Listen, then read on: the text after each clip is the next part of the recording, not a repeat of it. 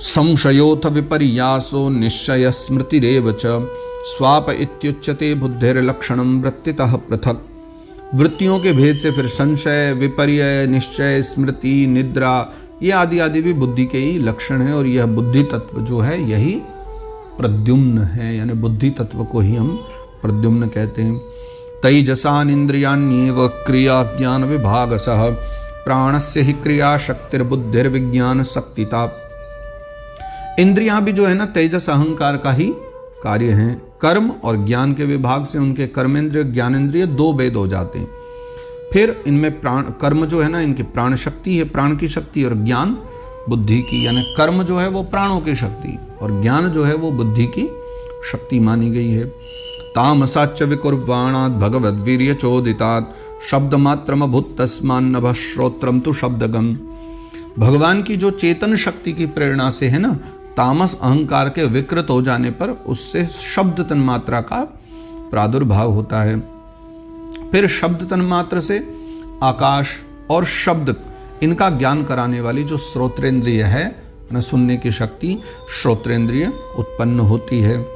अर्थाश्रयत्वं शब्दस्य द्रष्टुर्लिंगत्वमेव च तत्र तन्मात्रं च नभसो लक्षणं कवयो विदुः। फिर अर्थ का प्रकाशक होना, यानी अर्थ को समझना, ओट में खड़े हुए वक्ता का भी ज्ञान करा देना, और आकाश का सूक्ष्म रूप होना, विद्वानों के मत में यही शब्द के लक्षण हैं। शब्द यानी ये सब करवाता है, यानी अर्थ जो है उसका प्रकाशक कौन है? शब्द है। शब्द के बिना कैसे अर्थ प्रकाश में आएगा? तो इसलिए उसके विषय में विद्वज्जन कहते हैं भूतानां छिद्रदातृत्वं बहिरंतरमेव च प्राणेन्द्रियात्मधिष्ण्यत्वं नभसो वृत्ति लक्षणम। फिर भूतों को अवकाश देना, सबके बाहर भीतर वर्तमान रहना, प्राण इंद्रिय मन का आश्रय होना, ये आकाश के जो है ना वृत्ति रूप लक्षण है, यानी आकाश के कार्य हैं। आकाश जो है इन सब कार्यों को करता है, यानी प्राण इंद्रिय मन सबका जो है आश्रय आकाश बन जाता है। नभसः शब्द तन्मात्रात् कालगत्या विकुर्वतः स्पर्शो भवत्ततो वायुस्त्वक्स्पर्शस्य च संग्रहः। फिर शब्द तन्मात्र के कार्य आकाश में काल गति से विकार होने पर जो है ना स्पर्श तन्मात्र प्रकट हुआ, और उससे वायु और स्पर्श का ग्रहण कराने वाली कौन? त्वगिंद्रिय, जिसे हम त्वचा कहते हैं, उसका जो है ना प्राकट्य होता है, यानी त्वचा प्रकट होती है। यानी वायु है, स्पर्श है, इनका स्पर्श ही तो होता है। समझ तो इसका अनुभव कैसे होगा? स्पर्श है, वायु दिखती थोड़ी ना। कुछ लोग कहते हैं वायु देख लें तो नहीं दिखेगी। वायु में बहने वाले जो धूल कण हैं आप उनको देख सकते हो, पत्ते आदि देख सकते हो, तो हवा कौन देख सकता है? तो हवा अनुभव की वस्तु, जैसे हवा का जो है ना स्पर्श होता है, ठीक वैसे अग्नि। अब अग्नि का दर्शन है, अग्नि को देख सकते हैं लेकिन अग्नि को छू नहीं सकते। अग्नि जो है वायु की तरह नहीं। आप अग्नि में हाथ डालो तब भी आपको ऐसा अनुभव नहीं होगा कि मैंने कुछ वस्तु पकड़ी है। वायु जो है वो आपको जब लगती तो पता चलता है। अग्नि जला देगी वो एक बात अलग है, वो उसकी दाहिका शक्ति है, लेकिन जैसे आप वायु का स्पर्श कर सकते हो वैसे अग्नि का नहीं कर सकते।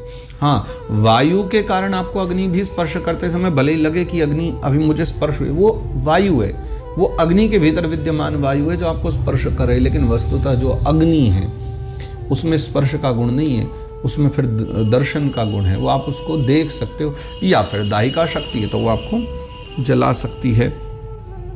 तो इसलिए जो है त्वचा उत्पन्न हुई। मृदुत्वं कठिनत्वं च शैत्यमुष्णत्वमेव च एतत् स्पर्शस्य स्पर्शत्वं स्पर्शत्वं तन्मात्रत्वं नभस्वतः।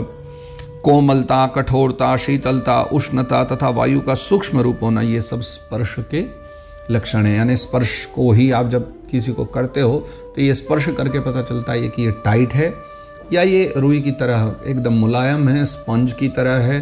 तो ये सब बातें हमें कैसे ज्ञान होती हैं? स्पर्श के द्वारा। तो ये सब जो है ना स्पर्श के लक्षण माने गए, यानी कोमलता, कठोरता, शीतलता, उष्णता, वायु का सूक्ष्म रूप। पता कैसे करोगे?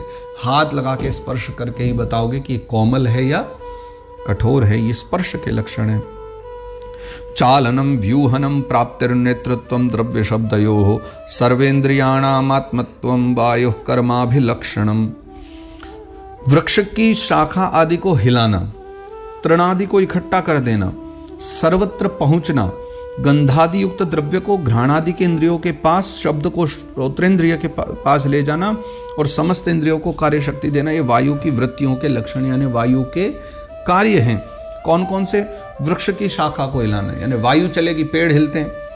तृण आदि को इकट्ठा करना, जब वायु चलेगी तो बहुत सारे जो है छोटे छोटे तृण इकट्ठे हो जाते हैं एक स्थान पर। सर्वत्र पहुंचना, यानी कहीं भी चली जाती है। गंधादि युक्त द्रव्य को घ्राणादि इंद्रियों के पास ले जाना, यानी जैसे किसी फूल की पराग है, कई बार हवा चलती है ना, तो आप लोग देखना आपके घरों में, अब तो खैर बंद घर, चारों तरफ सब एसी लगाए बैठे हैं, खिड़की भी बंद, दरवाजे बंद, लेकिन पहले के जो आप खुले घर थे ना, आपको याद होगा आपके बचपन में, अगर आप अच्छी आयु के व्यक्ति हैं तो आपको अपना बचपन याद होगा जब खुले घरों में लोग रहा करते थे, तो हवा चलने पर अचानक से कहीं से बड़ी प्यारी खुशबू आ जाती थी। तो ये क्या था? कहीं किसी फूलों के बाग में कहीं फूलों का पराग वो उड़ता था और वो पराग उड़ करके वायु ले जाती और अचानक आपके घर तक पहुंच जाती थी। जहाँ जहाँ जाती वहीं वहीं वो गंध आ जाती थी। ये उसका काम है। और शब्द को श्रोत्रेंद्रिय के पास ले जाना, जी हाँ, ये भी आप समझिए कि अगर वायु न हो तो बिना वायु के जो है शब्द भी आगे नहीं जा सकते। अगर एक व्यक्ति यहाँ खड़े होकर के जोर से चिल्लाता है, दूर तक आवाज़ फैलती है, तो ये काम वायु का ही है। बिना वायु के देखिए आजकल साउंड प्रूफ जो रूम बनाए जाते हैं ना, उनमें सबसे बड़ी क्या चीज़ ध्यान रखी जाती है कि कहीं हवा ना पहुँचे।